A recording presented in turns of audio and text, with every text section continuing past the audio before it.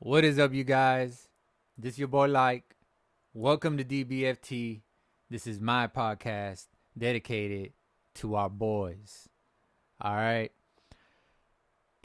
Welcome back. How are you guys doing today? I am not so good because my Cowboys lost, right? 47-9 was the score. Just nasty. Just nasty. Okay. Apparently that's one of I think our worst home loss in history. Came on Jerry's birthday. Happy birthday, Jerry Jones. Yep. Uh, you're part of the reason why we lose. Uh, just saying, it has to be from the top up. If you want to take the blame for the wins, or the credit, take the blame for the losses, right? Um, it's very nasty, man. Like I've been saying, we need to do something in the trade. I said that before anyone started saying it, and yeah, it's taking a life of its own. We need to make some moves, right? We need to make some moves. It's very evident. The fact that we did nothing to, seeing Derrick Henry in the Ravens squad, doing what he's doing, bro. It just makes me shake my head, man. Like just like man, we did nothing to improve, especially the run, right? To complement Dak. We did nothing to improve that in the offseason. Uh there's a couple of players that we got back, you know, this season. So, Trayvon Diggs, we got Overshown. We're gonna get Deron Bland, right? Um and we have a couple of guys out right now. I think the main factor of the defense not looking so great and stuff like that. I feel like Kendricks had a big part to do with that, bro. I'm not even lying. Kendricks was a big addition that we got. It would have been nice to complement Kendricks with getting something on the offensive end, a running back, preferably. You know what I mean? I feel that would have just set us off to uh, a decent, um, an above decent record for sure. But I'm saying like we wouldn't be getting blown out like that. We would at least have a little more firepower. Let's just say, bro, let's just say we had Henry on our squad. Okay, you're telling me that that's not a playoff team? You know, we'd have Dowdo as a backup. We'd have Zeke as a third, down back or whatever you want to call it. The way Lipke is playing, which you didn't really see much of him today, I don't know why we're not using him more. That's a that's a gadget guy. That's like I guess like Sherman was or is to Kansas City. I don't know if he's still there. I forgot. If Sherman is still with number 42, right? That fullback that they had for a long time. I don't know if he's still there, but it'll be like a Sherman, like the guy that played also for the. They had him for a while in the Ravens squad. Forgot his name, but like that kind of gadget fullback. I mean, much like Moose Johnson, back in the '90s. We used him as a little gadget. He was a blocker, but we would always also pass to him. He was kind of like a little bit like a tight end, right? Lippy has proved to show good hands, bro, because he trained with the tight ends in the offseason and whatnot. That's a guy we're not using. It's not all on Lipke. I'm not putting. I don't want the team on Lipke's back.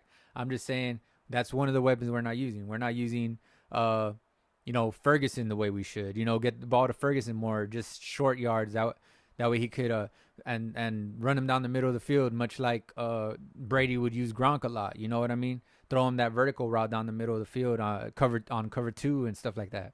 Um, Terp, bro. We don't know how to use Terp apparently.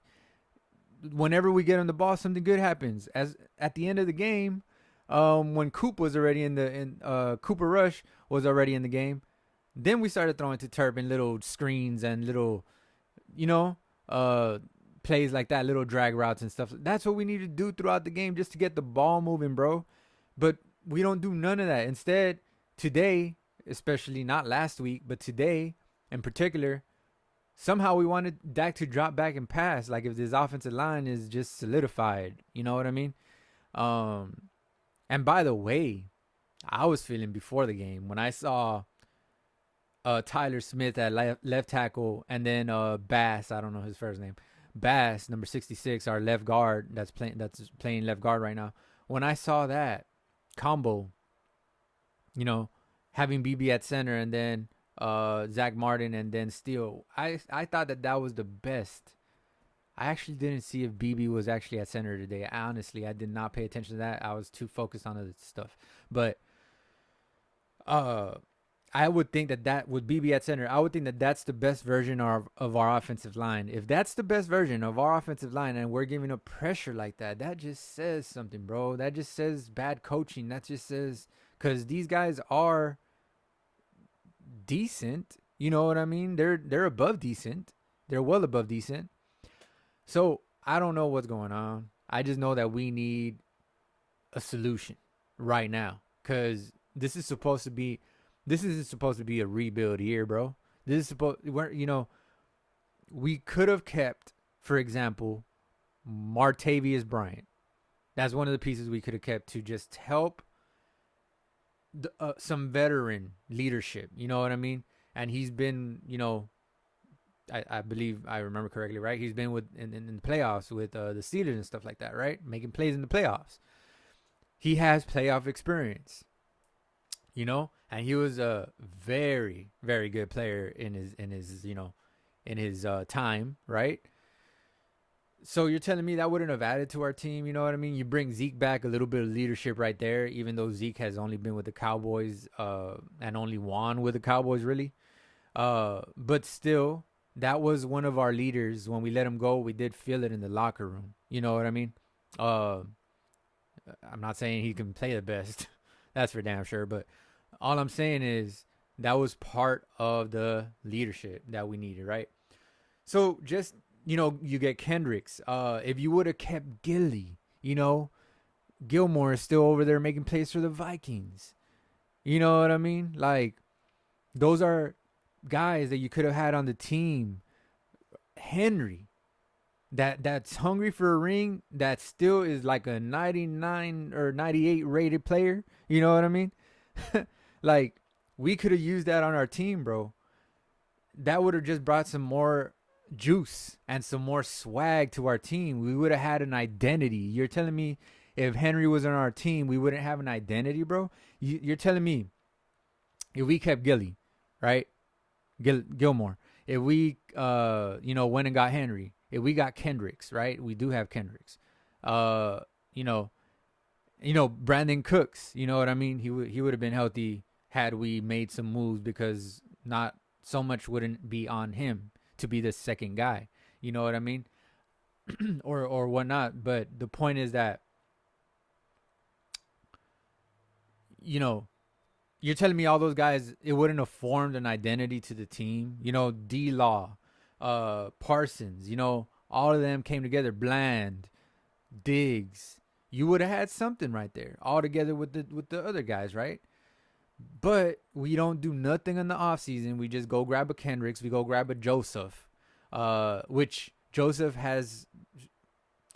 he's shown some ability, right? Let's just say that. But he's not a world beater. You know what I mean? He's a rotation guy. You know what I mean? We have Odigity. He is pretty bona fide. You know what I mean? He's pretty bona fide. All I'm saying is you need something else. We don't have an identity, man. We have an identity crisis right now because we don't have an identity. We're trying to figure out who we are. We're looking at ourselves. The Dallas Cowboys as a franchise is like as a one monolith, I guess you could say, is looking at themselves in the mirror and they don't know who they are. They're lost. That's how we feel right now, right? So all I'm saying is, man, 47-9. We need a trade, bro. We need go grab a backup running back from a team. I don't mean a backup, but I mean like Gibbs Montgomery. Who would be the backup there? Gibbs, right? Maybe Montgomery, whatever. The point is a backup like that, a complement backup, a solidified runner. Jordan Mason. No, the Niners ain't probably going to part ways with Jordan Mason, but he's been showing that he's an actual running back. He's not a fill in. He's not a rotation guy, or he can be a bell cow back. That's the type of scouting that I want you know, our talent guys to do, right? To go get us a guy that's probably on a bench right now, that's rotating in. And I'm saying all this, and Pollard is right there. Pollard just had a big game. You know what I mean? He's had a couple big games this season. I personally don't think that Pollard was gonna solve our problems this year. We need a banger, bro. We need a banger. We need a Montgomery. We need a Fournette is out in the streets. I don't think anyone's picked him up. Why don't I just give Fournette a call, bro? Give Fournette a call. We need that. We need a banger, bro. That's what we need. We need 3 active backs every week. We need Zeke. Okay, he can be the emergency / third down back / goal line back / short yardage back. Okay, he can be that. Dotto is gonna be there too. If let's just say if we were to get a Fournette, he would probably be second, right? Dotto would be first, Fournette would be second, but it would be a banger, right? So he could complement Dotto. You know, if you go get someone, let's just say it's not gonna happen, but let's just say you go get a Montgomery. Let's just say you go get a Jordan Mason. You can make them the starter, and then you can have Dotto as a complement back, right? But all I'm saying is something needs to happen. Okay, something needs to happen. We need to go get someone. Okay, we can't stay the way we are and expect for stuff to change. Like, I know we're gonna get Bland back. I know we were missing 2 starters on our defense, big starters, right?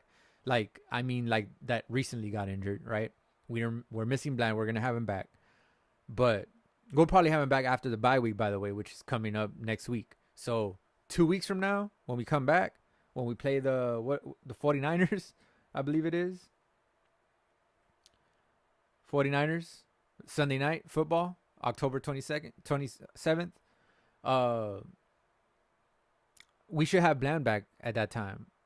We're gonna need him for that game. That's for damn sure. Ayuk. If Debo is back, you know,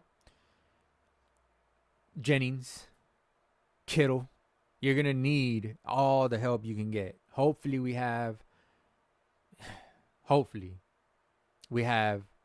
most of our guys back. I mean, D-Law and Parsons, I don't know when they're coming back. But we got to work with what we got. But hopefully we could get Bland back by that game. And it's looking like we would get him back by that game. All signs are pointing to that as far as that goes. But we need a trade, bro. We need a trade. I forgot when the trade deadline is. I don't know if it's the same as it used to be because now we have 17 games, right? Or 18 weeks, 17 games. But yeah, I don't know if it's the same, but we need to do it before the bye week, before the deadline, for sure. I'm saying we need something, bro. Give up if you really believe in our team, bro. If you really believe that you're able to win right now, go give up a 2nd round pick. Go give up a 2nd round pick. Go give up a 3rd, 4th round pick. Whatever. 5th round pick. Whatever, bro. Just give up a pick to just say, hey, we're all in, like Jerry said we were. Misinformation, I guess. But if he was all in, I believe he would have gone to do some work in the offseason and get us running back. At least one more face in the running back crew. You know what I mean? Other than Zeke. Because he's not a new face. But I'm just saying, man, we need something to happen. All right. Let's go through the total yards. Okay.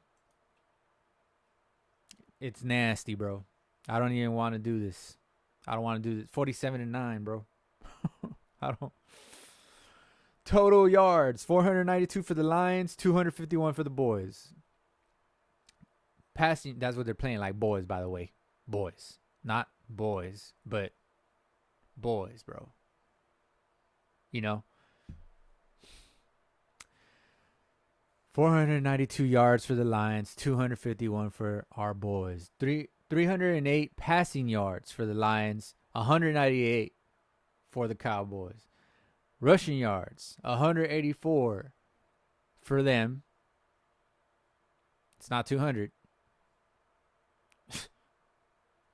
53 for us. Oh my God. That's another thing, bro. Where I've repeated it so many times. I sound like a broken record, bro. Run the ball even if you can't. You feel me? Even if you're not moving the ball while running the ball, you just got to give them the threat, bro. At the end of the game, Dotto should not ever have only 5 carries again. Dotto is actually averaging 4.0 a carry, bro, going into this game. I don't know what he's averaging now because that changed, right? 4.0 a carry for the season, bro. You know what I'm saying? That's a formidable back. That's a back that can get you 4 yards a carry. That means if he carries the ball 2 times, you can have a 3rd and 2. You know, so the averages out to, if you run the ball, if you stick to the run, he's going to get you 4 yards a carry. Instead, we had 3.9 yards per play this game. 3.9 yards per. Yes, you heard that right. We usually average around 6, 7, right? That's normal for a team, which the Lions got that 7.5. Their average went down in the fourth quarter when they put in the backups and whatnot, right? I'm just saying they were like at 10 per play. Okay, that's the thing, bro. We need to keep banging our running back. We played Zeke a little too much this game. I saw him a little too early, matter of fact. A little too early, bro. You need to throw Zeke in the 5th drive. You know what I'm saying? When the defense is a little more worn down. You know what I'm saying? Then you throw Zeke in. Because he is not as fast as Dotto. And he just doesn't bring the energy like he used to, bro. He used to be the energy back in 2016, 17, 18. He used to be the energy. But now, no, bro. He's not. He's not. You know? I'm seeing him too early in the game, bro. You had to put Dotto in, keep Dotto in there at that time. And obviously, we're not using Deuce Vaughn anymore. I don't know where Deuce Vaughn went. I think he's in the practice squad or something. I don't know. But he's or inactive, whatever. But the point is that we're not using Deuce anymore. We didn't even know how to use him. We should have figured out some plays to run for Deuce. Screens, crack tosses that we ran with Dowdle last week. We ran like 1 with Dowdle. That should be the type of plays that Deuce Vaughn is running. Why are you not doing that with Deuce Vaughn, bro? You won't be able to see him behind the blockers. He's 5'5", my guy. Why do we not run the ball with Deuce Vaughn on toss plays? I think we've tried like 1 or 2 toss plays with him since the preseason. I think in the preseason we ran a couple toss plays with him. But we didn't even do it right. We didn't block right. He didn't gain yards. The point is, we don't know how to use our weapons, man. We need some different formations, some different juice. We're missing juice along with the talent that we're missing. We need another runner of the ball to be even having a playoff chance, man. We're 3-3. The Giants, the Commanders, especially the Commanders, and the Eagles. Well, the Eagles look kind of the same as us. I'm not going to lie. The Commanders and the Giants are looking better than us, bro. We beat the Giants 20-15. They didn't look that great that game, but after that, they beat the Seahawks. They and pretty nice win over the Seahawks. They're playing tonight. They're keeping up with I forgot who they're playing, but they're keeping up with their opponent. The point is the Giants. The point is, what are we doing? Getting our butt kicked 47-9, bro. You know, something needs to change, bro. We need to get a running back. We need something needs to happen, bro. We're gonna get our guys back. That's cool, but we need a trade. This game says everything. By the way, the Lions and the Chiefs, I believe, will be the Super Bowl. The Lions and the Chiefs, I think, will be the Super Bowl. I'm just saying. The Lions are a Super Bowl contender. Make no mistake about it. By the way, prayers go out to, Hutchinson. Hope he recovers, bro. That was nasty. So our thoughts go out to him, right? But even without him, I believe they will be contenders, bro. Super Bowl contenders. So serious playoff contenders. You know what I mean? So we will see, right? But that's where I'm at right now with that. But yeah, yards per play, bro. They had 7.5. We had 3.9. It's not acceptable, bro. First downs, they had 27. We had 16. Third down efficiency, they were 4 for 10. We were 3 for 13. You feel me? Fourth down efficiency, they were 1 for 2. We were 1 for 4. Total plays, they ran 66. We ran 65. So they only had one more play than us, bro. There's no reason why they should outscore us 47-9. That says a lot about a squad. If the time of possession was out of whack, but if they had the ball for, let's just say, 10 more plays than us, or 15 more plays than us, 20 more plays than us, right? Which hardly ever happens, but never know. 47-9 would suffice, But total plays 66, us 65. That don't make sense, bro. It doesn't correlate with the score, is what I'm saying. Don't make no sense, bro. Sacks allowed, they allowed 3, we allowed 4. Punts, they punted 0 times. They punted 0 times. We punted twice, which is not bad, but guess what? Another thing, red zone turnovers. Dak has had 4, I believe. Unless he threw another one. I think it was 4. Red zone turnovers, leads the NFL in red zone turnovers. Dak Prescott, the guy that is getting paid the most of any quarterback, of any player. Hundreds of players in the league right now. 32 NFL teams.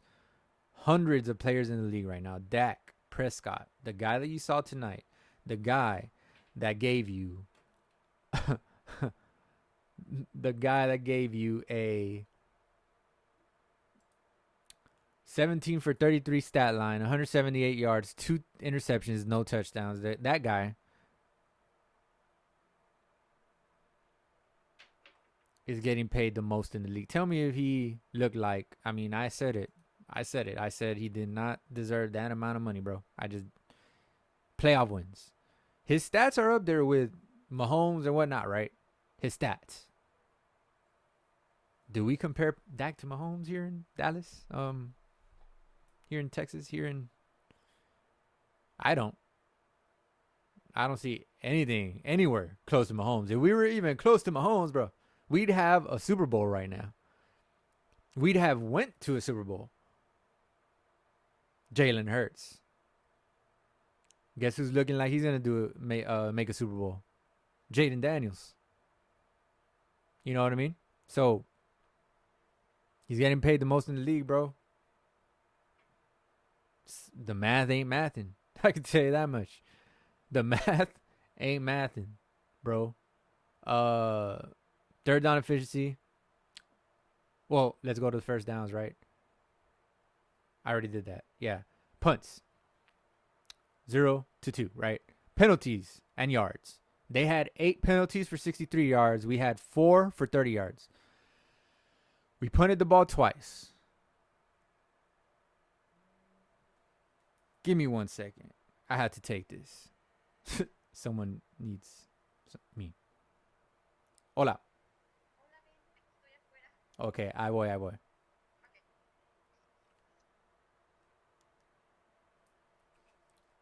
Give me 1 minute of your time. Skip if you don't want to go through this. But yeah, I gotta give a friend something that they left. I'll be right back. Please excuse me.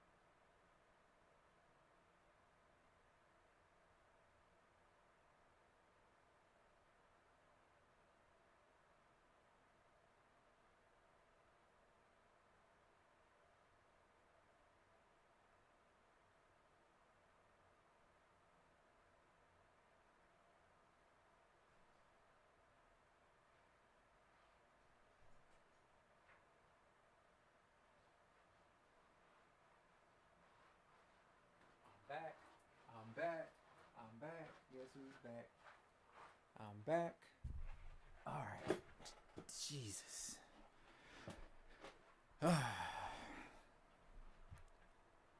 Yeah. I hope you skipped. But now we're back. But yeah, it's just a friend coming for something that they left behind. And you know how that goes. It's just the worst timing possible. Yeah, that's exactly what it is.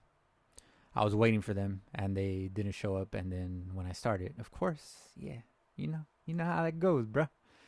But going back to our topic at hand, our Dallas Cowboys. All right, penalties. 8 for 63, 4 for 30. I said that. Fumbles lost. 0 for them, 2 for us. We lost 2 fumbles on top of 3 interceptions. Well, Cooper threw a late interception. That I don't count that, man. But it counts as a turnover on the stat book, right? For the season. So that is an interception. So we had 5 turnovers.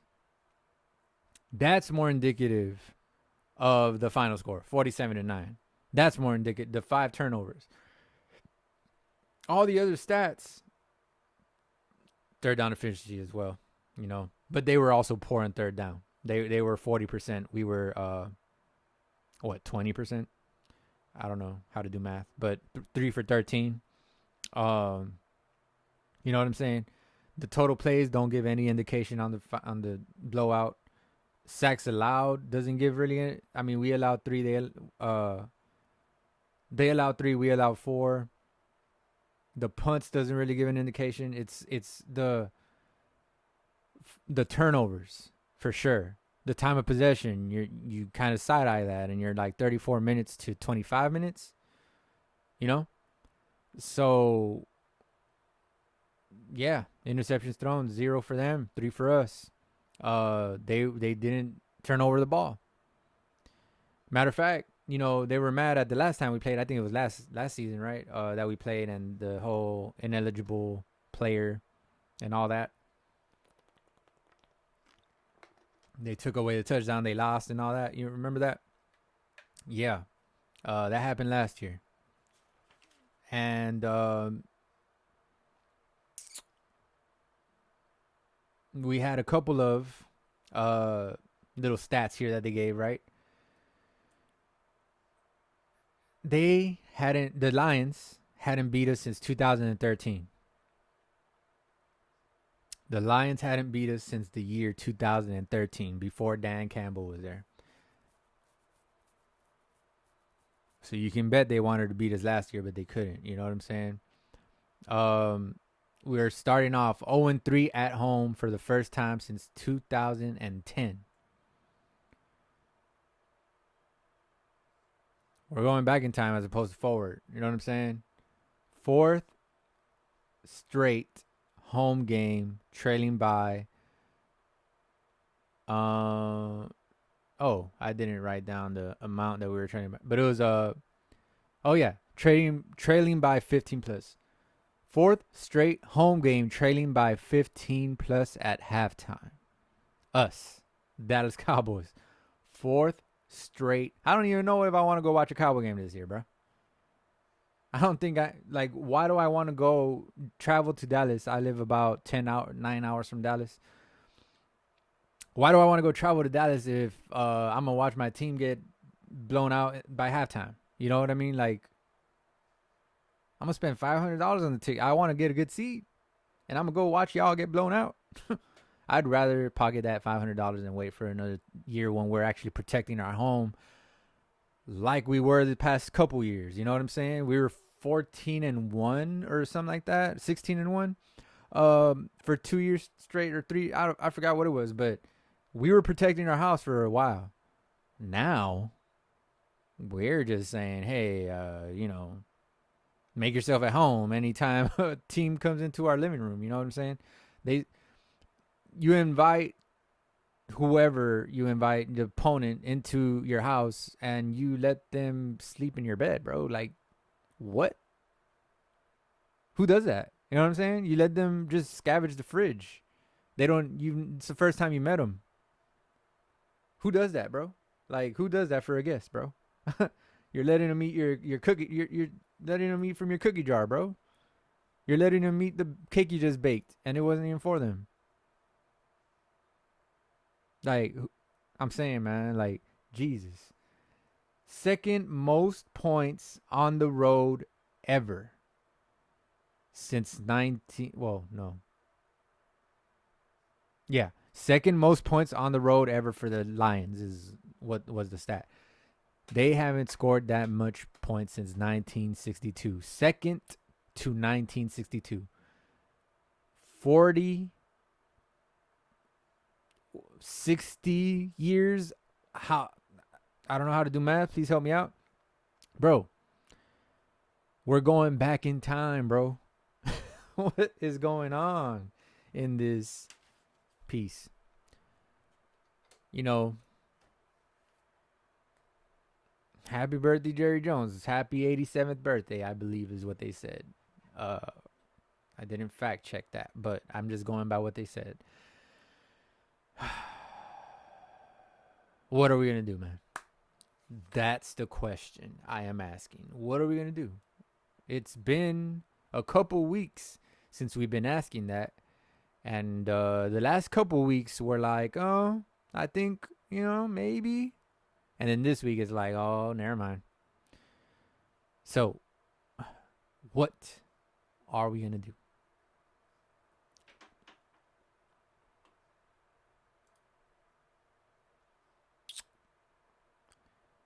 So,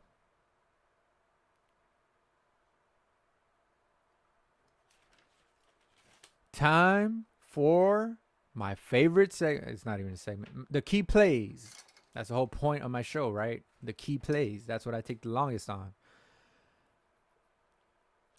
Here we go. Let's start it off, bro. Let's start it off. So, first quarter, 11 minutes in the ball game. Field goal by Aubrey. We know that's good. 3-0. He's the only one that's good in our team, apparently. And yeah, another thing I wanted to bring up. What happened to getting the ball out quick? What happened to getting the ball out quick? Last week, we were getting the ball out quick. I guess we were a little too confident in the way we ended last week. How our offensive line somehow looked better. Once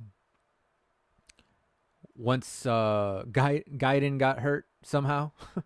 and we brought in Bass and kicked out Tyler Smith.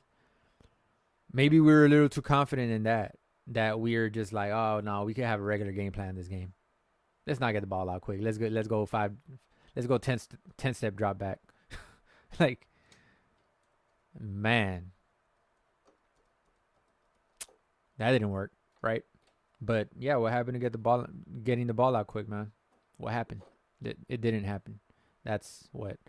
Field goal by Aubrey, 3-0, 11 minutes in the first quarter.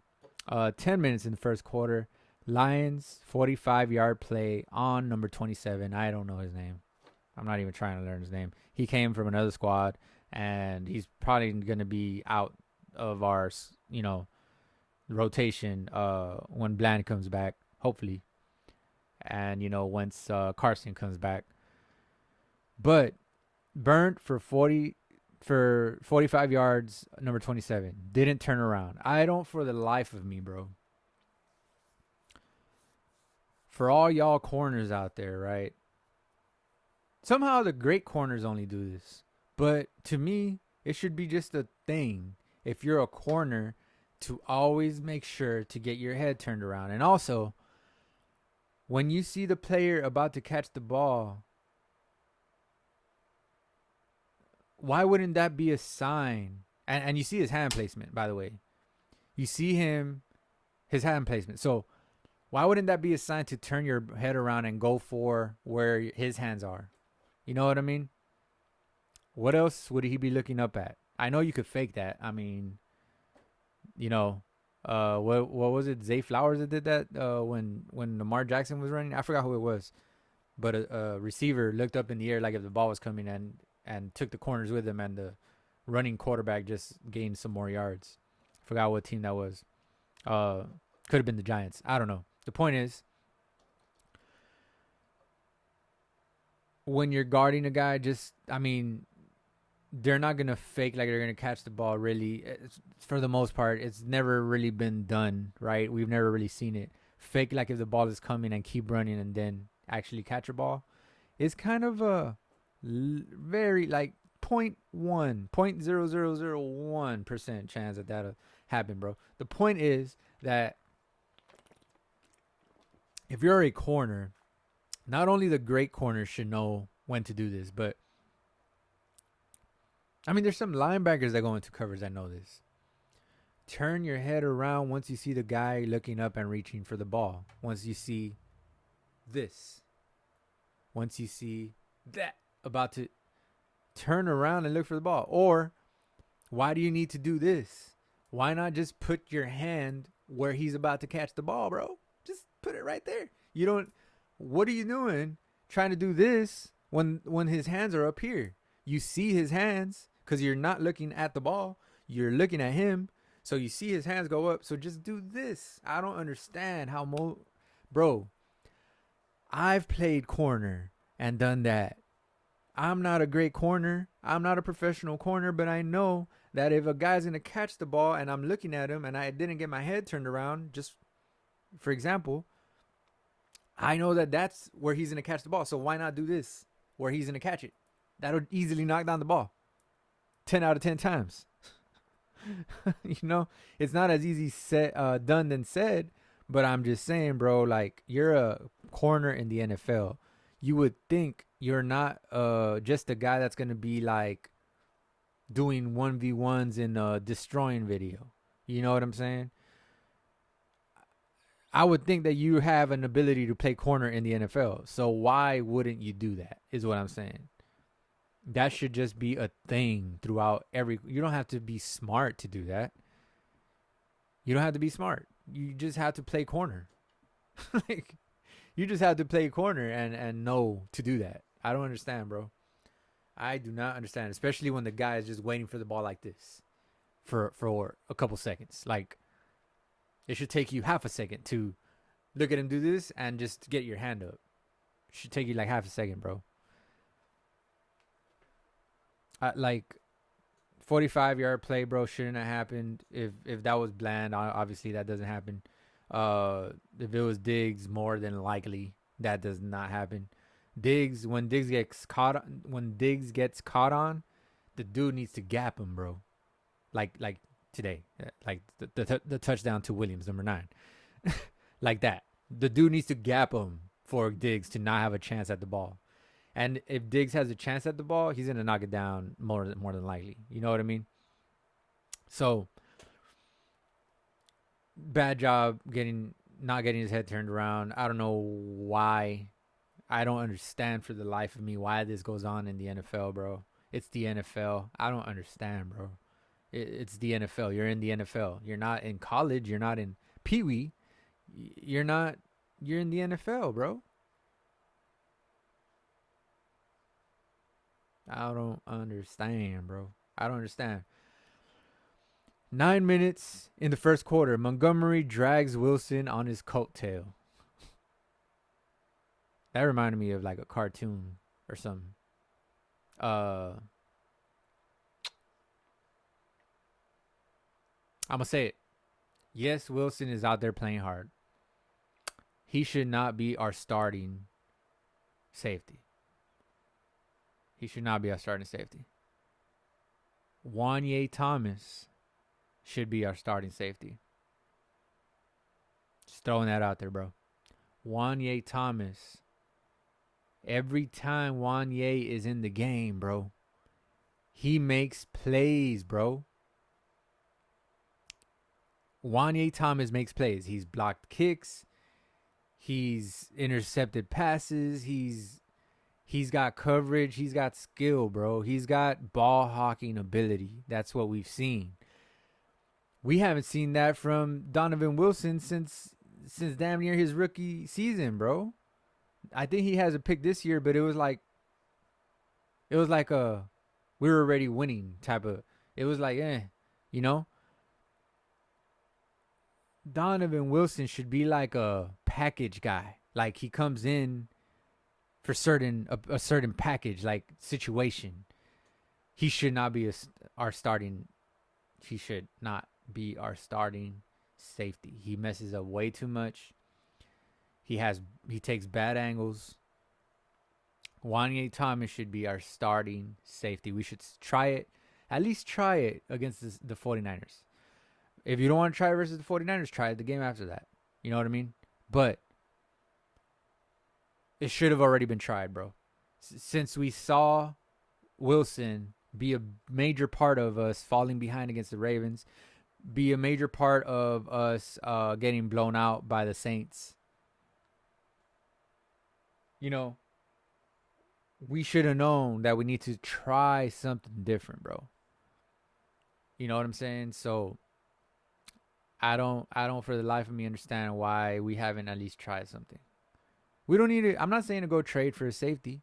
We need to trade for a running back.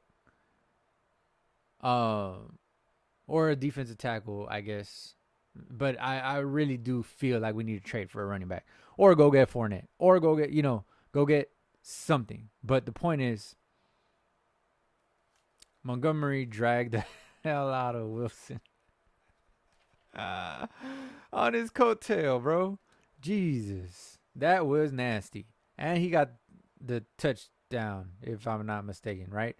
No, it wasn't a touchdown because I would have wrote it down. Wait, it was a touchdown. Yes, it was. It was a touchdown. Yeah. So 7-3, 9 minutes in the first quarter. How could I forget? Dak. That was 9 minutes in the first quarter. Dak throws pick in corner of end zone, opposite corner. Our opposite corner, their opposite corner read the throw. He had the flat. You know, in Madden, you know we'd be doing that in Madden. You know when you bait a guy to throw to another guy because you know you're in the vicinity, and you're like, oh yeah, I'm guarding this guy. Nope. As soon as they let it go, you know what I'm saying? You drop back and intercept that. I'm the master at that in Madden. I'm just saying, but he pulled a Madden play. That corner did on Dak. So Dak, and it should have been more towards the back corner. Dak threw it short. Kind of like Cooper threw Turpin short, and it should have been a touchdown. You know, you got to lay it back to the corner, and I'm pretty sure that's where they're aiming. They just didn't get it there. They didn't want to airmail that thing out of bounds or something. But the point is, not a bad read so much as it was a bad throw. Because if he threw the ball right, it would have been caught. You know what I'm saying? It would have been caught. But you know, stuff happens. 4 minutes. Dak throws pick in the corner of end zone. 4 red zone turnovers, leads the NFL. That's Dak. You know, one of them being a fumble, right? Last week. Second quarter. 13 minutes. Lions kick a field goal. 3-10. 12 minutes. Ferguson drops big pass. Hit his hands on 2nd and 5. That would have been just a little energy play. The little energy that we needed to change the momentum, bro. Those are so important. That is why it's a key play. That's why I wrote it down as a key play. Because if he catches that, we're talking about a different game even. We're talking about a different game because we ended up punting the ball after that. So let's just say Ferguson catches that pass. Big, huge pass. This turns into a whole different game. It's 3-10 at that time. If he catches that pass, it was about a 20-yard gain, give or take a couple yards. If he catches that pass now, we're cooking. we're in business. We could possibly go tie the game. It's a 10-10 game now. Now it's an actual football game, not a blowout. Not a high school team playing against a peewee team or a college team playing against a peewee team. That's what it looked like. 47-9, bro. Come on. Like, Ferguson needs to catch that. This is why I'm not all in on Ferguson. Like, they brag about him on TV. Like, some of our fans brag about him. I haven't seen enough from Ferguson to prove that he's consistent, bro. Like, that's a catch. That's an easy catch for an NFL tight end. Easy catch. I'm talking about on easy mode, and he dropped it. You know what I'm saying? He was covered, but it hit his hands, and the guy did not knock the ball away. The guy actually didn't even. He had his hands up, and once again, he didn't do this to. But the point is that Ferguson had that in his hands. Did he have to reach up, and is it harder to reach up and catch a ball than it is to get it right here? Yes. But you're an NFL freaking tight end with huge hands, bro. You should come down with that ball. And he did not. So that needs to be caught, is all I'm saying. 2nd and 5. After that, 3rd and 5. Dak throws, bad pass to Brooks. I wrote down in capital letters, try Flournoy, which we're going to get to that. I know. Little too late, though. But all I'm saying is, Dak throws bad pass to Brooks. Try Flournoy. I wrote it down. Okay? My paper don't lie. On punt, CJ Goodwin somehow, someway, gets 2 penalties in a row on the punt. One of them was for a misalignment or whatever it was. And the second one was for going out of bounds on his own. 2 penalties in a row.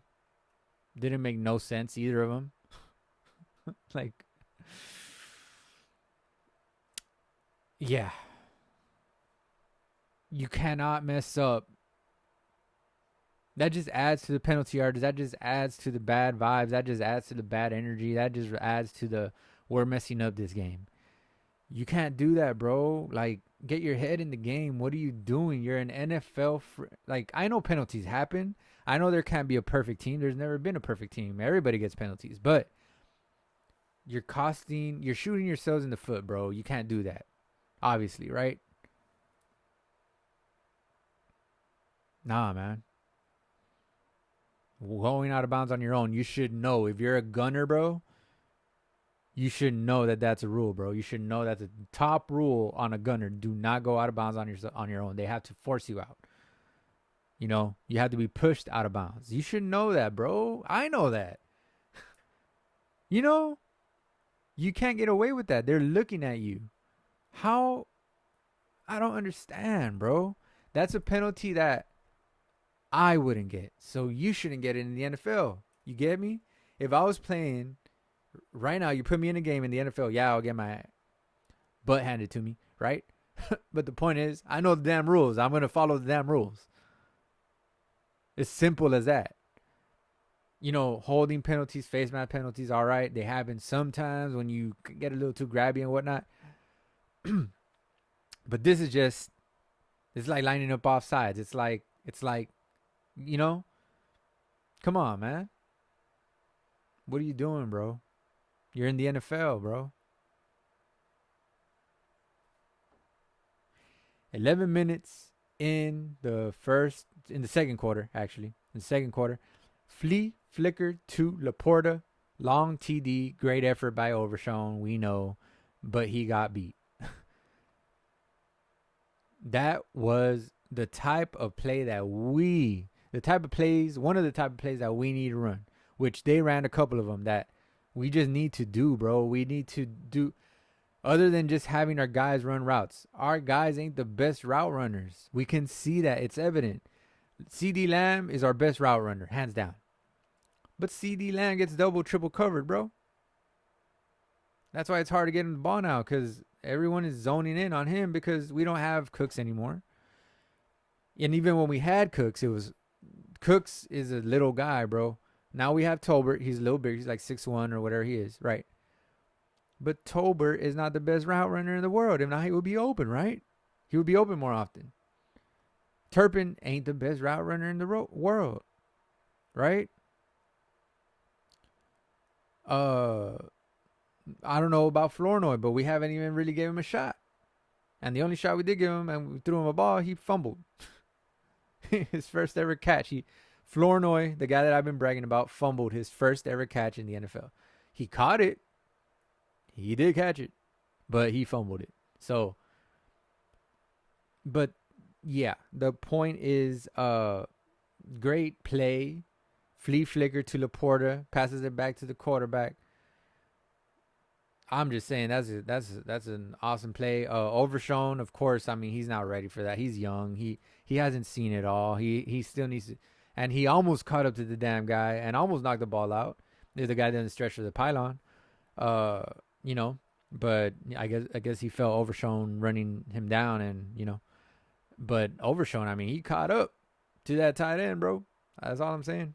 He caught up hella fast, but wasn't fast enough. He scores a touchdown. It's 17-3, 11 minutes in the second quarter, 10 minutes in the second quarter.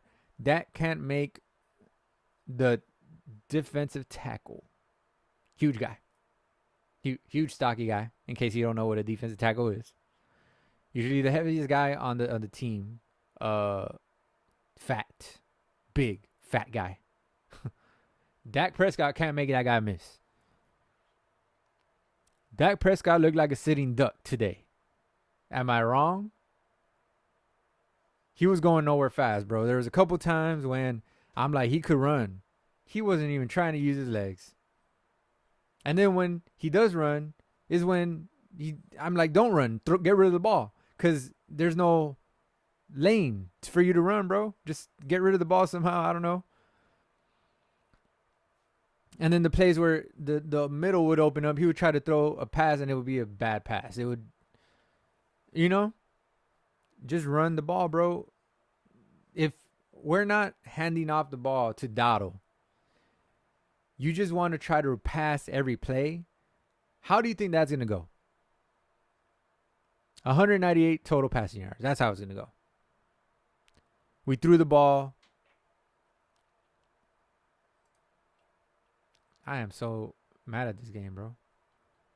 We threw the ball 33 times, 43, 44, counting Cooper Rush. 44 times, right? Dak 33. We ran the ball about less than 20 times. That's not a good ratio. We ran the ball. Bro, I was saying Dotto is averaging 4.0 a carry. And I said that probably not after this game. Dotto averaged 5 yards a carry this game, bro. 5 carries, 25 yards. That's 5 yards a carry. That means if you get him the ball two times, every 2 times he will get a first down. So why are you throwing the ball 33 times to get 178 yards when you could give it to Dotto? Let's do some math, bro. I don't even know. I don't know math, so I'm going to have to add this. If you rush the ball 33 times 5 equals, it's kind of sad. It's kind of sad. If you run the ball 33 times with Rico Dotto this game, let's just say with the average that he had, okay, I'm not saying that it was gonna happen. With the average that he had, just to make it make sense, right? You run the ball 33 times with Dotto, you get 165 yards. You only got 13 more yards trying to pass the ball that Rico Dotto would have had if you gave him the ball 33 times to run the ball. 38 times with Dotto. He would have had 165 yards rushing. Probably a touchdown or 2 or 3 if you're rushing. I'm not saying we got to give Rico Dotto the ball 33 times. Calm down. Although that wouldn't be too bad. We would Just do it once to see the average, maybe. I don't know. Maybe try it. I don't know. But the point is, that's not why I'm saying it. The point is, why are you only giving the ball 5 times in a game?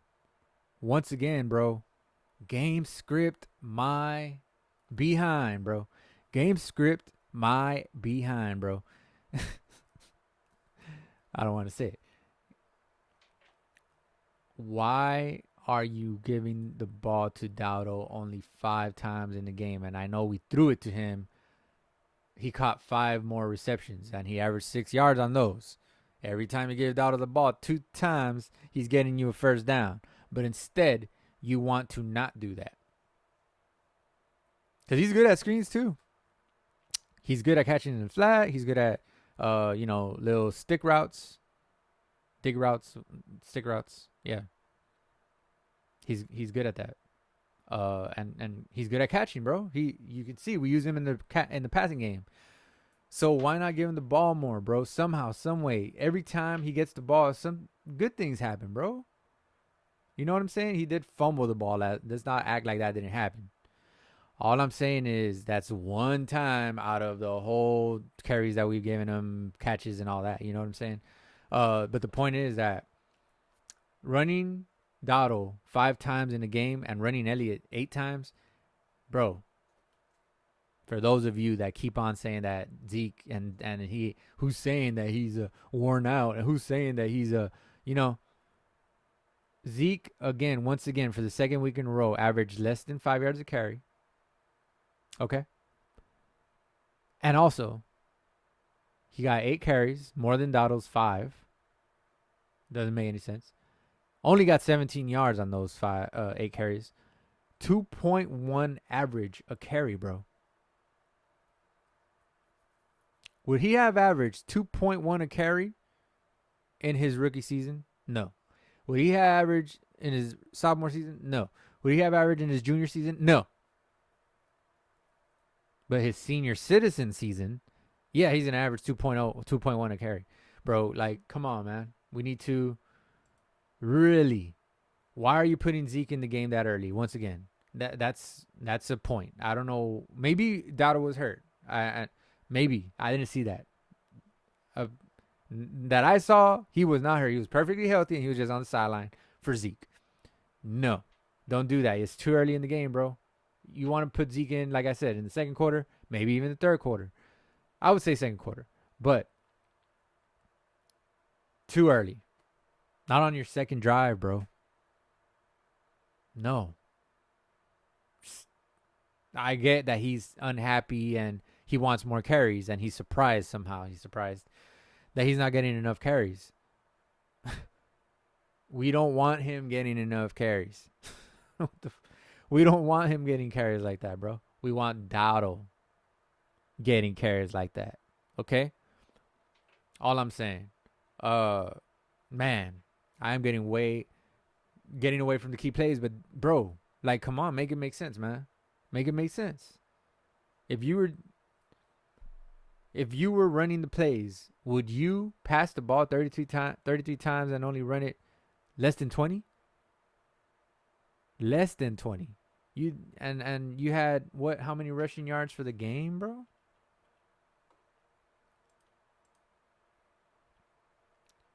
Yeah, 53 rushing yards in the game. See what I'm saying? You deserve to get whooped.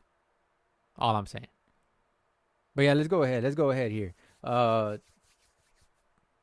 Dak can't make a DT miss to get rid of the ball. Like I said, shameful, bro. And I know maybe sometimes you see him at the last second, but you're telling me like, let's just say like Mahomes or even a Daniel Jones, bro, wouldn't be able to escape that DT when he saw him last second. Yeah, they'd be able to run away from him. You know what I mean?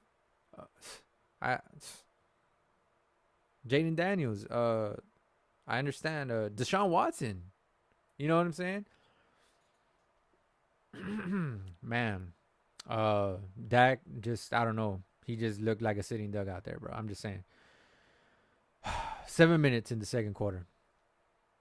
4th and 2 for Lions. They pick it up with Gibbs. Easy. Easy 4th and 2. Make it look so easy. Just running where it was kind of obvious that they were going to run that way. And they just did it. They didn't try to trick us. They like we do. We outsmart ourselves all the time. They didn't try to trick us. They didn't try to do anything. They just ran the ball because they know that we can't stop them, and they know they're the best in the league at running the ball. Excuse me. You know, that's how you got to run the ball with some kind of arrogance, bro. You can't stop. You know where we're going. You know we're gonna run it. It's 4th and 2, bro. And they ran the ball. You hardly ever really see that anymore. Usually that's a throw. You know what I'm saying? But they ran the ball. Easy. We get sacked and they settle for a field goal. So we still ended up stopping them and made it 4th and 16. They kicked a pretty good field goal. Pretty long field goal, I guess.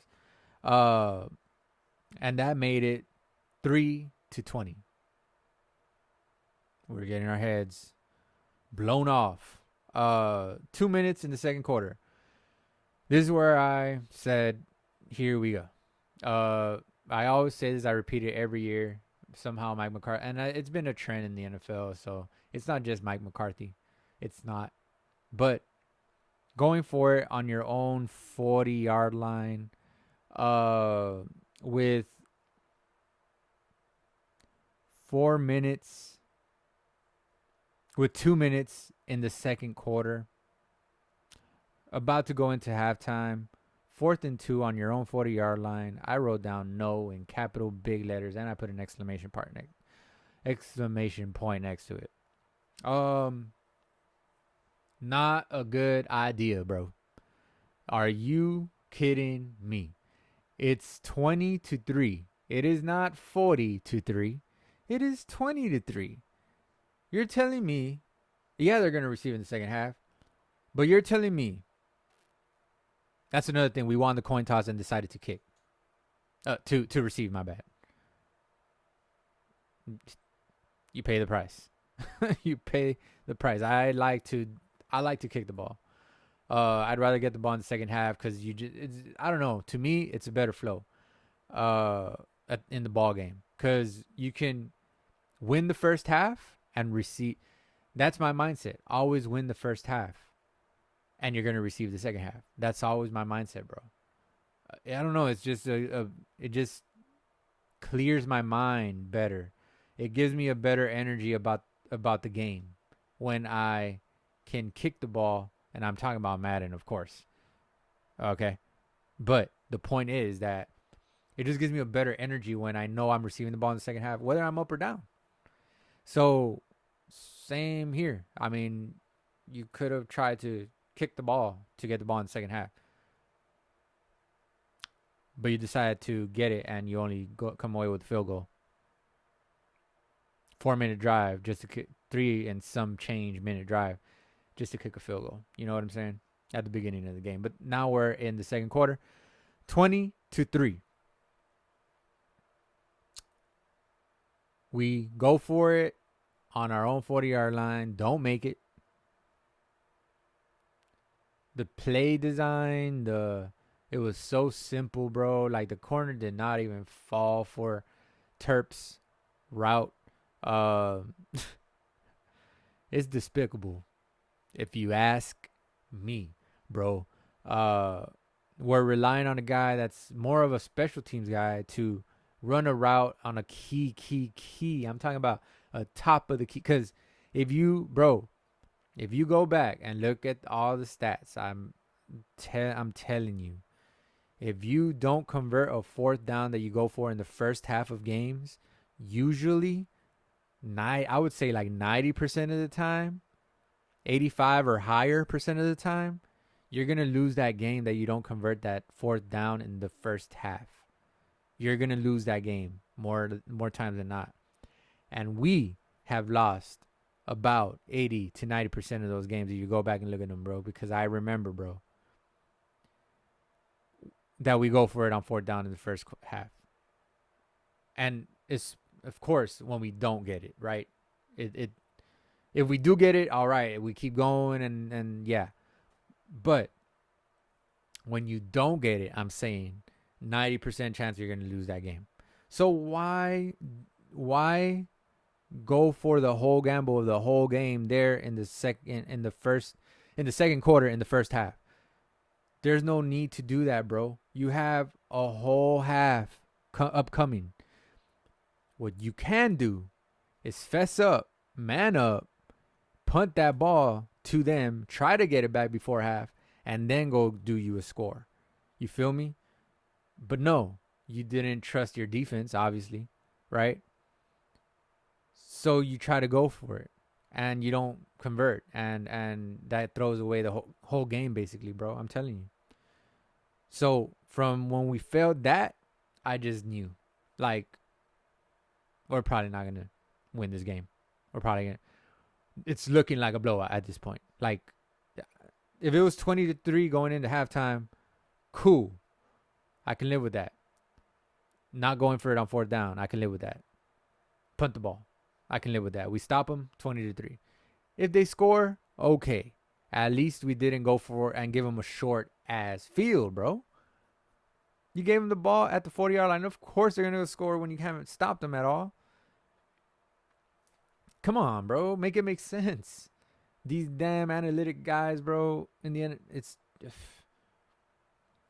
I hate analytics, bro. Honestly, I do. The 2-point conversion we went for a couple games back against the Ravens. We should have gone for one, and then it ended up biting us in the butt. And then at the end of the game, like, we could have just kicked 2 straight extra points and been with it down 2 scores, and then the field goal at the end would have won the game. You know what I'm saying? We wouldn't have needed a touchdown at the end of that game, but we did. It end up needing because we didn't go for the extra points. That's what I'm trying to say. So, analytics, bro, really? Like, nah.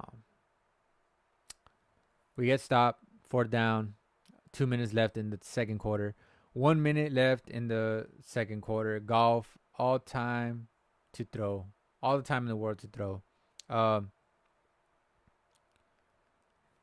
Then we want to take a timeout.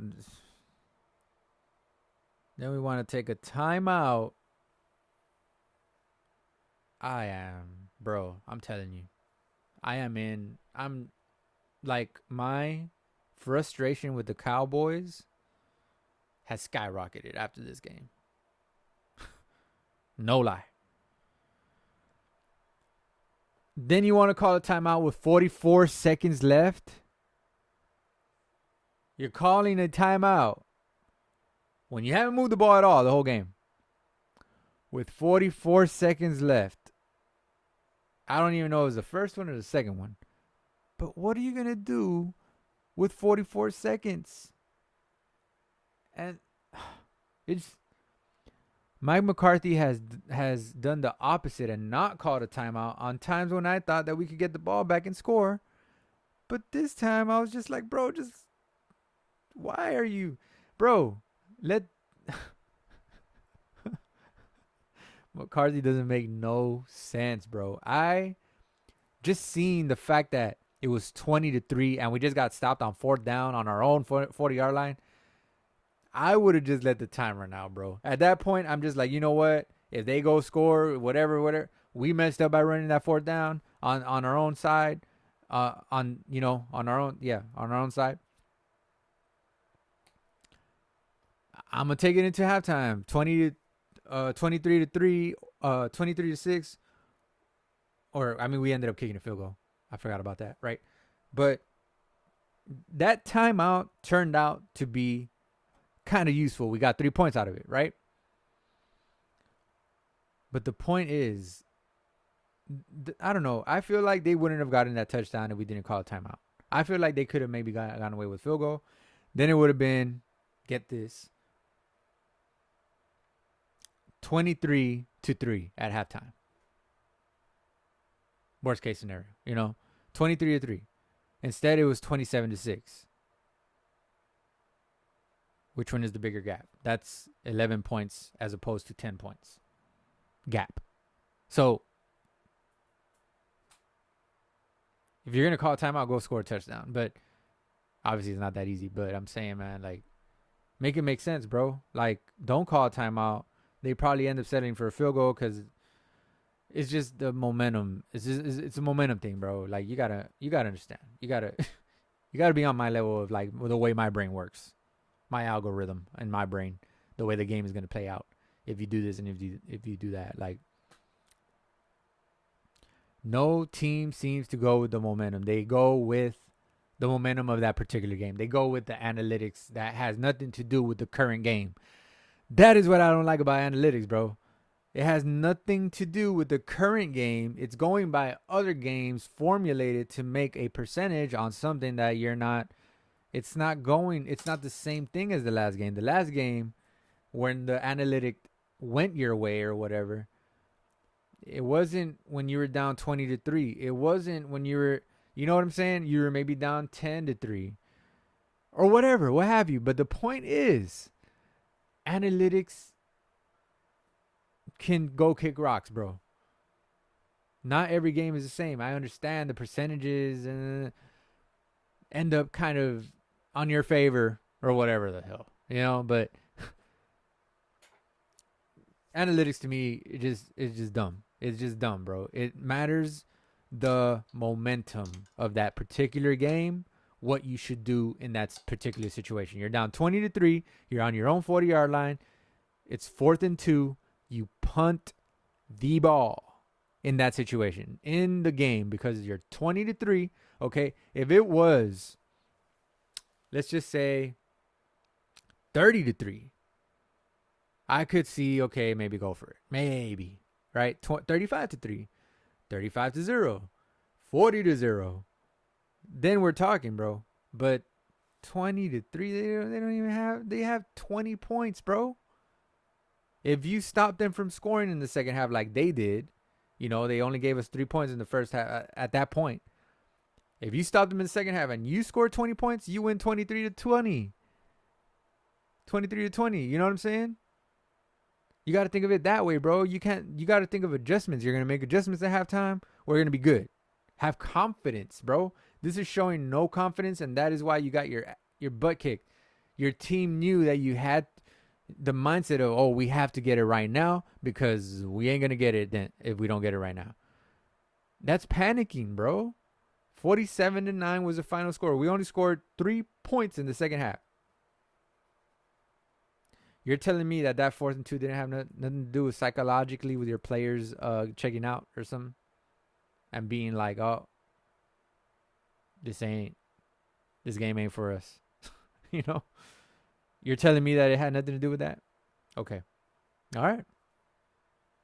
I'm saying 44 seconds left. We take a timeout. Patrick, number 17, has been out of the league for 2 years. Was with the Broncos and was showing major promise with the Broncos, but he's been out for 2 years with a ACL or whatever it was. And he comes back and he has because he was really good in Denver. He was good. He was doing good. But he comes in after 2 years and is cooking up Diggs, cooking up our defense. He caught a ball on Diggs. I don't know how, but it happened. It happened. And he caught a ball on someone else. I forgot who, but man, has been out for 2 years and is schooling us. Yeah. He got down to the 1 yard line on that play against, I believe it was Diggs. Got down to the 1 yard line, no push, easy touchdown on the next play for Montgomery. 36 seconds in the half. Man, 36 seconds in the half. They score. It's 27-3 now. Okay. Terp gets a nice return, great return. My issue on that play though. I don't understand why he didn't try to shake the kicker. Every returner ever, bro, if you ever watch a return, they try to shake the kicker unless they see a big enough gap, which I did not see on the screen, which of course he did not have a big enough gap. You could clearly see he did not have a big enough gap to beat the punter to the sideline to make a touchdown. I was waiting for him to just give one of those. Just, you're going to break the ankles of the kicker if you do that, bro. You know, it's going to happen. He's really going to think you're going to cut back. And he's really going to fall for it. And you're really going to break his ankles. It's just going to happen. And Terp is too quick. So if he just gave a loop, that would have been a touchdown. Unless the other guy that was running caught him, which I don't think it would have happened. I'm just saying. But it would have been a touchdown. That's my calculation on that play. If you go back and look at the replay, please take a look at, as soon as the punter starts coming up and he knows he's looking right at him, shake, bro. Just real quick. You're not gonna lose speed. You're Terp. You know what I'm saying? You're going 20 miles an hour. You're gonna probably go down to 19 real quick and then go back up to 20. You know? It wouldn't have cost him a touchdown. It would have made him score. Instead, he doesn't try to shake him and he just tries to beat him somehow. I don't know how the heck he thought he was going to beat him to the sideline. But he goes out of bounds at, what was it, the 35 or the 40 or whatever it was. And, I mean, we're in field goal range right away, of course, because we got Aubrey. You know what I'm saying? But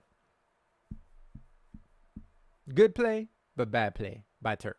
I'm just saying. He should have at least tried to shake the punter. Maybe he thought there's people behind him, but come on. You're going so fast, bro. You know damn well there ain't no one behind you, bro. So, yeah. Why didn't he shake the kicker? I don't know. Dak gets sacked on first play after that. Martin gave up a sack again. That's the second time this year that I see him just whiff and just get, Zach Martin. I mean, he's usually, I'm not going to beat him up too bad because, I mean, that's Zach Martin, bro. He's our all-pro guard.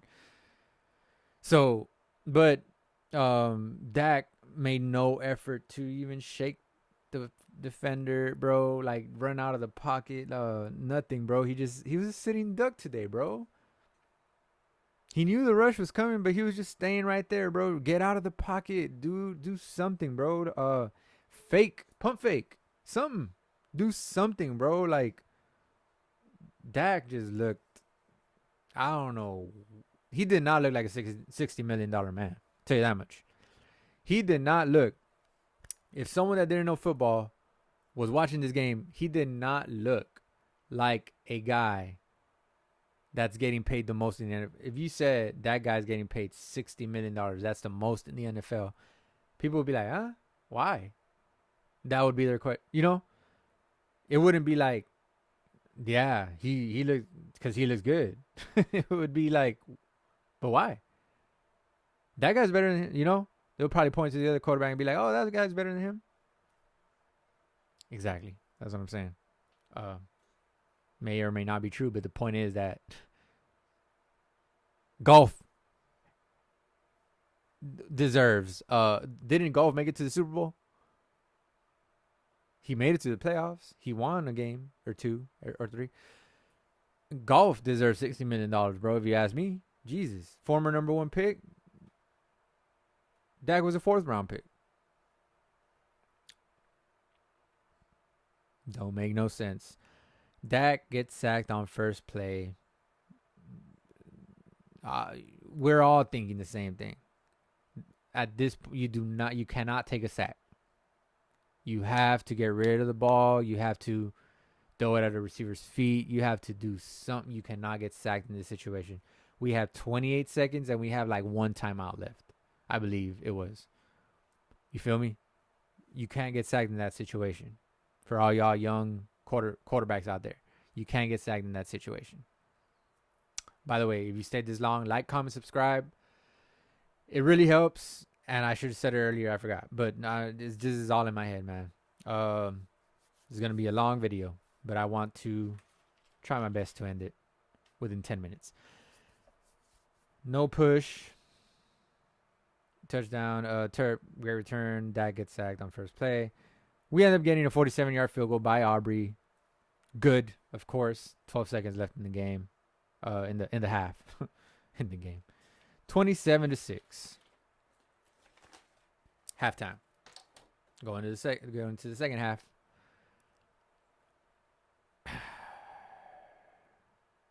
Let's do the second half. Third quarter begins. 12 minutes. Diggs gets burnt by Williams, number 9. Diggs gets burned by Williams, number 9. I wrote it down because, damn, you know, that's a key play. It's just momentum losing. It just gives no confidence to no reassurance to the team or anything, bro. 12 minutes in the third quarter. 10 minutes in the third quarter. Dak underthrows Tolbert with great release. Tolbert had a great release on that play. Excellent release, bro. And Dak underthrew him. On the TV, the announcer said, I don't know if it was Tom Brady or not that said it, but he had a great release, and they said Dak threw a dime and Tolbert didn't catch it. Or he lost it with the sun, is what they said. In my opinion, that was underthrown, bro. If Dak would have thrown it where he needed to throw it, Tolbert wouldn't have had to slow down to try to catch the ball behind him, and the guy wouldn't have gotten his hand on the way. And by the way, the guy grabbed him a little bit, and it was pass interference. But since we're not gonna call that, right? We didn't. I'm just saying Dak should have led him with that throw. It shouldn't have been behind him. I know Dak was under pressure, but the throw was still a little bit off. They didn't even mention that. They just made it seem like, oh, Tolbert lost it in the sun. And I'm just like, and they're like, oh, but he still should have caught it. Dak should have Dak should have let him. Sometimes the receiver has to bail out the quarterback, right? Because the quarterback's the one feeling the pressure, under pressure. But it should have been thrown in front. Okay? Should have been thrown in front. But nonetheless, that was a great release by Tolbert. Great effort, I guess. But, that's another thing. Tolbert ain't that guy. If he was that guy, he would have caught that. That's my belief. He did make a nice circus catch early in the game. I didn't write that down, but nice circus catch. That was all credit to him on that play, because that gave him a shot, and that's what I thought was gonna happen all day. Okay, Tolbert's gonna have single coverage. We could see more of those back shoulder or sort of like throw it up for grabs to Tolbert because he's gonna be single covered. We didn't see it again, except for this play where Dak underthrew him, and yeah, but we didn't really see it like in single coverage anymore. I don't know why. I don't understand, bro. But yeah. So 10 minutes. That was 10 minutes in the third quarter. 10 minutes in the third quarter again. 4th and 3. Dak hits Lamb on 4th to move the sticks. Big play. 4th down conversion. Kind of for all the marbles, you know what I'm saying? Pretty much. You have to get that play. Big key play. We get it. That was a nice route, and that was a nice throw. Lamb was wide open. Yeah. That was a great play. Those are the type of plays that you need to make on 4th downs, and the type of plays you need to call. That was an easy route. Simple. Like I said last week, bro. That was that was my motto last week for the game. Simple, but effective. This week, we try to outsmart ourselves again. Like I said last week that we usually do. We did it this week. We try to outsmart ourselves, bro. But this was a simple but effective play call, bro. It was to Lamb on 4th down. We didn't go away from him thinking, they're going to be covering Lamb on 4th down, so let's not go to him. Let's use him as a decoy in this play. Like, no, man. You want to go to your best player, even though they know the ball's going there. That's the whole point of having a best player, because they can't stop him even though they know the ball's going there. You know what I'm saying? So, great play. 9 minutes in the third quarter, Dak gets sacked again. The sacks, we only gave up 4 sacks. I mean, not only, right? It's 4 sacks, but they were at the wrong times. That's what it seemed like. Cause he got so many hurries, bro. He got like 20 hurries this game, pressures, uh, and 3 sacks, 4 sacks. So it seemed like 9 sacks, honestly, the way he was, our offensive line was getting blown up. But you know, yeah, he gets sacked again. Aubrey makes 50-yard field goal. 8 minutes left in the third quarter. 34. It is now 34-9. By the way, the other I didn't write down. I didn't say it. Diggs gets burned by Williams. Yeah, that was a touchdown. So it was 34-6 at that point. I forgot. I forgot to write down touchdown, and I totally forgot. That was a touchdown. I forgot that it wasn't a sideline play. It was an actual touchdown that Diggs gave up on that play. I forgot. Anyways, 34-9. Aubrey 50-yard field goal. 8 minutes in the third quarter. 7 minutes in the third quarter. Montgomery 7.77 average running plays. 7.7 average on his run plays. Montgomery at that point. Gibbs was at 4.0. Both of their running backs were where, let's just say, Zeke was. I think Zeke was like at 4.5 when we had Pollard, and they were both good. Like at 4.5, and Pollard was at 7 yards a carry, I think, for that season or whatever. 7.5 or something, but we didn't use him as much. But yeah, that's the kind of running attack you want to have. 7.7 for one average and 4.0 for the other. The reason why that usually happens is when you have two backs, because what I'm saying is, like, when someone has 7 yards a carry, it's usually when you have two backs, because the defense is kind of off balance. They don't know what to expect. They're like, oh, Gibbs is in the game. Oh, wait, no, that's Montgomery. And it just keeps them off balance with the feel for each runner. So it makes you gain more yards. One of the runner kind of sacrifices himself for the other runner, as far as, like, if you're playing a team, because some teams are weaker against quicker guys, some teams and fast guys, quick and fast, and some guys are weaker. Some teams are weaker against power guys. Our weakness is power guys. It's been for the past couple years, bro. You remember when that backup running back gained all them yards on us in the playoff game? I forgot. I forgot who it was, bro. Honestly, I did. Was it against the Vikings? The Seahawks? I believe it was the Seahawks. Could have been the Seahawks. But they ran like 200 yards on us in the playoff game. And it was like a backup guy, but he was a power back. You remember that guy? I forgot his name. But that's what I'm saying, man. Like, our weakness is usually the power runner. Look at what Henry did to us. Look at what Kamara did to us. Kamara is a mix of power and finesse, but nonetheless, I'll consider him a power back. Low center of gravity, big, little 220, 230, whatever he is. That's our weakness, bro. So Montgomery, of course, is going to be the one with 7.7 to carry. Gibbs, we're pretty good with quick guys. You know what I'm saying? They haven't done much harm to us. Quick guys have throughout our, whereas Reggie Bush, the past guys, I don't know. It's just something about us that it's just power bags that get us. But the point is, one of those dudes is going to pop off, and it was Montgomery against us.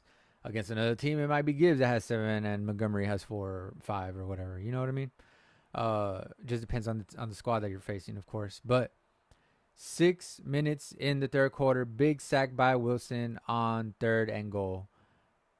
Clark with big stop on lineman, tight end. Yeah. So Donovan Wilson gets the sack on that play to make it 3rd and goal. Then, no. On 3rd and goal, big sack by Wilson. The previous play, Clark had gotten the stop on the lineman where the guy was eligible, and Clark actually got his hand in there, and the throwing got his hand up on between his hands to knock down the ball. Corners should do that, but Clark actually showed some corner skills here and knocked that pass, even though he wasn't turning his head back towards the ball. But he got it. And that's what I mean. That's what the corners should do. I don't understand why the corners don't do that. They're corners, and they know how to play the ball better than the linebacker, but apparently not. Maybe we should put Clark at corner. I don't know. Just just an idea. Probably not, but I'm just saying. Yeah. So that was a big stop right there. They go for a field goal, right? So they get a field goal, 37-9. 5 minutes left in the third quarter. 4 minutes, the big moment. Here we go. The moment I've been waiting for. Flournoy gets his first NFL catch. And I was just like, when he caught it, I'm like, is that Flournoy? I was just like hard eyes, is that Flournoy? Like, he caught the ball and I'm seeing him run in slow motion, and all of a sudden he's getting to the sideline, and I just see the ball he's the fist about to, and I see the ball get punched out, and I'm like, no, he was out of bounds. He was out of bounds, right? And I saw that the ball skipped off of him, right? It kind of like hit him, and then it went towards the right side. So I'm like, he was out of bounds when the ball hit him, right? He was out of bounds. That's not a fumble. But once I saw him going for the fumble, I was like, wait, this might be a fumble. Sure enough, it was a fumble. He gets peanut punched on his first ever, welcome to the NFL, on his first ever NFL catch, official regular season catch, because he had some nice catches in the preseason. His first official NFL catch in the regular season, and he fumbles it. He gets peanut punched. By the way, he could have been stepping out of bounds, and the ball would have touched him, and the ball would have been considered out of bounds. That's why they were reviewing it for so long, and I didn't really realize why they were reviewing it for so long, because I'm like, that's a fumble, bro. What are you doing to us? Like, let's just start the game up. That's a fumble. But I didn't understand why, and they explained it, and I'm just like, oh, okay. It reminds me of the kickoff rule. You know what I'm saying? When the guy could be out of bounds and touch the ball, and it counts as a kick out of bounds. If the ball is still in bounds and the guy touches it and touches the sideline, it's still considered out of bounds. So it's considered an out of bounds kick. So you get the ball at the 40-yard line. That's what it reminded me of.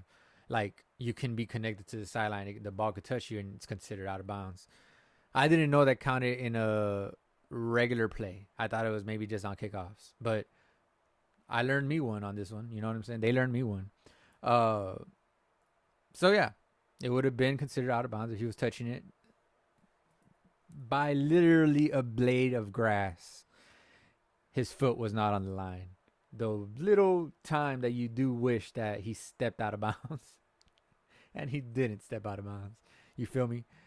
But if it was like to reach for the first down, he would have stepped out of bounds somehow. You know what I'm saying? This is the way it goes with our damn luck as Cowboy fans. But he got his first ever grab. Thank you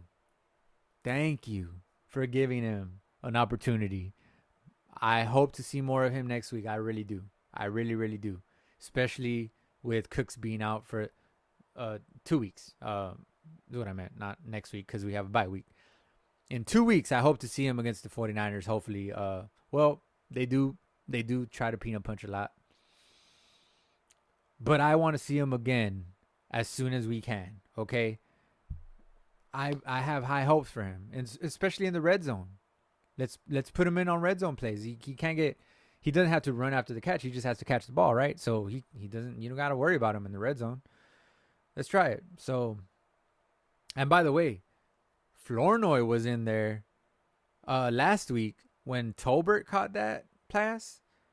It was 4th down, and we were about to run the play without Tolbert. The thing that saved us was them calling a timeout. We were able to get Tolbert back in the game, and then he scored the winning touchdown. That would have been Flournoy. I believe maybe we're going to run the same play. Flournoy was on the left side, to Dak's left side. And I think CD was on this side. So CD would have been the one to cross and be on this side and be there for the hopefully for the touchdown. Or maybe we would have went to Flournoy because Dak had an option of which guy to go to. Whatever he read on the defense, he was going to go opposite of whatever the defense gave him, right? But Flournoy was going to be the guy going from here to there. And Lamb was going to be Tolbert in this instance. If we ran that fourth down play without them calling a timeout, that's crazy.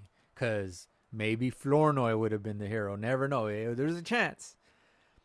And that would have been crazy if Flournoy was the hero for Dak's first ever walk-off touchdown win. You know what I'm saying? That would have been crazy. And that would have been his first ever touchdown, his first ever NFL catch. But it didn't happen that way. That's crazy. So just think about that. Let that marinate for a bit.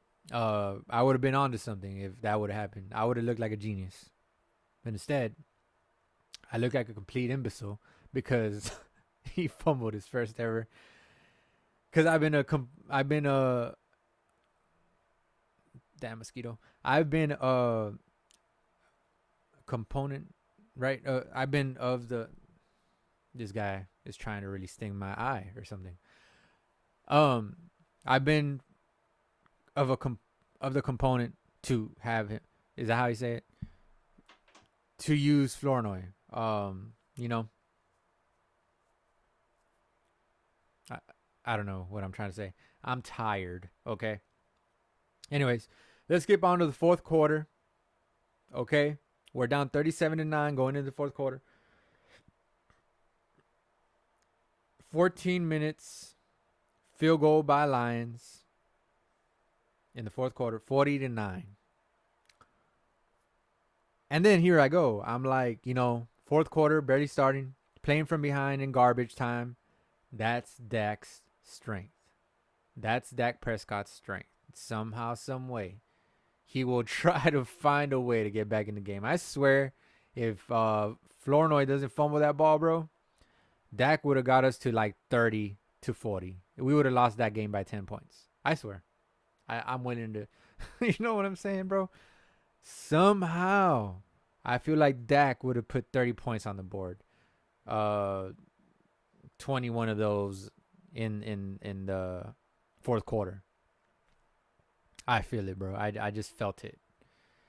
If Flournoy doesn't fumble. But Flournoy fumbled. But that would have been another one of those games that, we had a chance at the end because Dak and... No, man. Against the Ravens, no, man. Like, come on, bro. Let's stop glazing, bro. Let's stop glazing on Dak, bro. Let's stop, okay? Let's stop, okay? Just no. He had us down 40-9 in the first place. So if he would have came back and made it 30 and we had a chance, no, bro. Just have us at halftime, have us in striking distance. In the third quarter, have us within striking distance. In the fourth quarter, have us within and go win the game. That is what I want Dak to do, and that will get me to say that Dak is a good quarterback and deserves $60 million a year, not him being behind and trying to come back and getting them garbage stats. Because if you compare his stats to Mahomes, he has similar stats and probably better stats than Mahomes in the span that Dak has been quarterback for the Cowboys, right? If you compare the stats. But who's winning more games? And who's doing it when it counts? Mahomes is. Dak ain't. Period. End of story. That's where it ends. I had no more to say about that. Just that's where it ends, bro. Yeah, your stats may be comparable, this and that. It looks cute in the stat book. But what are you doing with that? You feel me? What are you turning that into? None.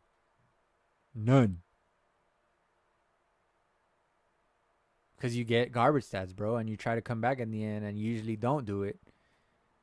And then you get garbage stats, bro. Like, how many times have I said the word garbage stats? Garbage yards. Whatever you want to call it. Anyways, playing from behind in garbage. That's Dak's strength. I wrote it down. Sure enough, he airmails Brooks. Airmails Brooks by a lot. And I said, hold up. That was when Dak threw a pick, right? I was see, that's how tired I am. I was saying that Florida fumbled after Dak, I think. But the point is, I'm tired, bro. I'm telling you, I'm tired. Dak airmails Brooks, throws a pick, and that's it. And that rhymed. I always rhyme with y'all have heard me if y'all are familiar. Um, Dak gets benched. So now I wrote down Dak is good. He really didn't get benched. We're down 40-9. The game was over, and but technically Dak got benched, bro. The whole fourth quarter, Dak should have been out. 40-9, Dak should have been out. He shouldn't have been in there anymore. Instead, you keep him in the game, and he makes a negative play. Now he's gonna have negative energy going into the next game. Just take him out, bro. Just take him out and throw Cooper in there with the. That's what I hate that NFL teams don't do, bro. And I know it would be considered benching a guy, really, for real, if you throw him out. If you throw Cooper Rush in there, in with the first string, right? But I wish that teams would just do that. Hey, let's take the star quarterback out. Let's see what the backup could do, just for at least a drive or two, and see what happens with the first team. If he does good, just ride that. Just ride that to the end of the game. I don't know, bro, because the game is out of hand. It's 40-9, bro. Why is your star quarterback still in the game? $60 million a year. Why is he still in the game? Take him out. Them other guys that are starters ain't getting paid $60 million a year. They're getting paid like probably $30 million at most. $20 million probably is the most. Zach Martin would probably be like at $20 million, right? Something like that. But come on, man. Yeah. Instead, he throws an interception. Then, now his confidence is even more shaken. Because that was a bad throw. Very, very bad throw. And, yeah, he got benched. Cooper, INT to Terp at the goal line. Another goal line turnover. Not by Dak, but by our team. That leads the NFL. 4th and goal. You got to throw to the corner of the pylon, bro. If you're a quarterback out there, you got to aim. It doesn't really matter where your player's at because you still got to aim to the back pylon if you throw it with that timing.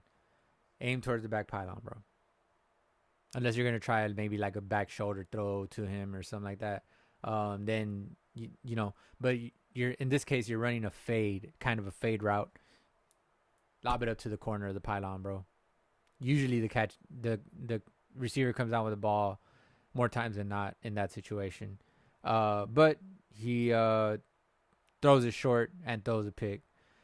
Does Cooper Rush, and he looks a lot like Dak's energy now.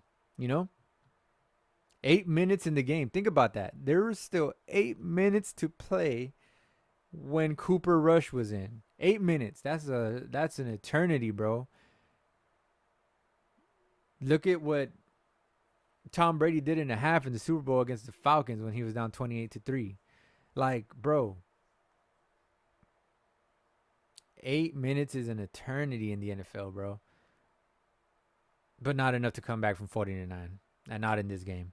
Terp fumbles, didn't look like a catch. 2 minutes in the game, left in the game. I just wrote it down because are you going to stay consistent, or are you going to call some when it doesn't matter, you're going to ignore what should have been called? Like, bro, I saw another game where the same thing happened. I think it was earlier today. The same thing happened. The guy barely had the ball. They punched it out. They didn't count the fumble. I believe it was the Bears game. And I think it was